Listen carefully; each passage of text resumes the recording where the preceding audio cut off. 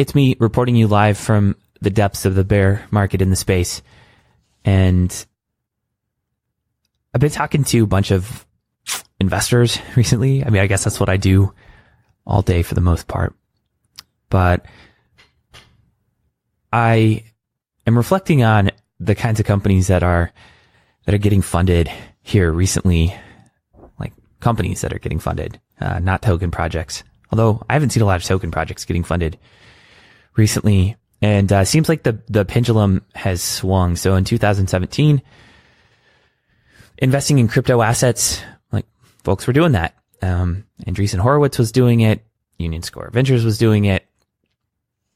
Other folks were doing it that are, not as notable to the media, but might be still interesting investors and funds and stuff. But what I'm seeing getting funded as of late are like companies again, and I'm even seeing examples where funds that were created to invest in crypto assets are now, in some cases, preferring investing in equity. And I think there's a few pieces to this. The first is that equity is sexy again. Equity comes with control, or at least voting rights in some cases. It comes with, if you're a lead investor and you can negotiate the deal, it comes with board seats and all kinds of things. So I think the first thing that I'm seeing is that equity is back, right? If the company ever sells, you can get a piece of that.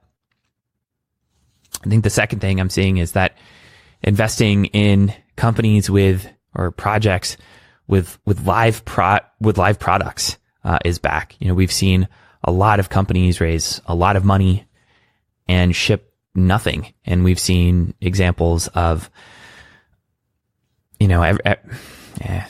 like Basis returning funds back to their customers. I think we're going to see a lot more of that, right? Token projects, or at least projects with tokens, returning funds back to investors because of, regulatory friction, and they can't launch what they thought they were going to launch, and a whole bunch of stuff along those lines. I saw a report yesterday.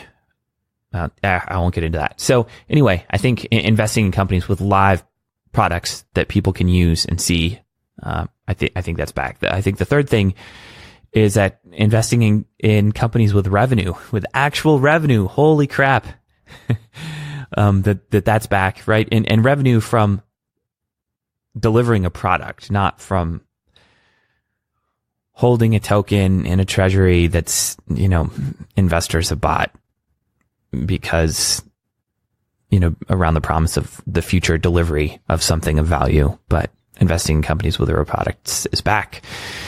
And finally, investing in teams with real experience is back.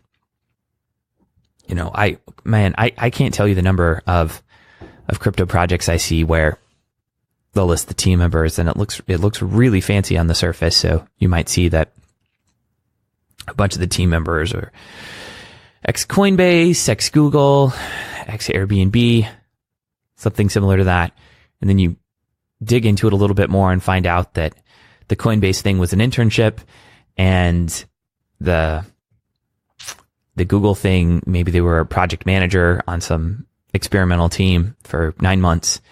And the Airbnb, they were, I don't know, they were in product, and maybe that was, 1.5 years, but certainly never shipped a production line of code, never was responsible for generating bottom line sales. And so there's a whole bunch of people that looked like that were on teams of maybe, founding teams of 5 or 6 that were getting funded. And from my vantage point, those folks aren't getting funded anymore, which is not surprising, and probably how it should be. But there's lots of things. There's lots of things to appreciate about bear markets and the realism that comes with them. I think there was, like when my parents and stuff ask me, what's going on.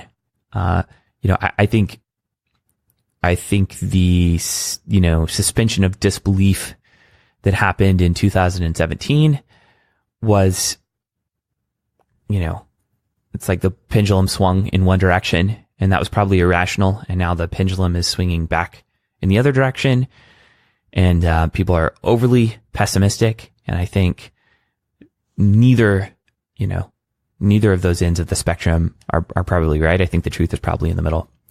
But it's cool to see. It's cool to see how people are reacting in this market. It's been a lot of fun. It's been really painful, and real people with real skin in the game and money on the line have lost their shirts, unfortunately, as well. Okay, ending on that happy note. Have a good one. Take care. Bye. Hey, thanks for listening. If you liked this content, please help me out by leaving a review on iTunes, Stitcher, or wherever you listen to podcasts. It provides me with encouragement, and it helps other people find the program. Also, if you have a question that you'd like me to answer on the podcast, go to asknomics.com, leave me a question, and I'll do my best to answer it in the next few days. Thanks for listening, and see you tomorrow.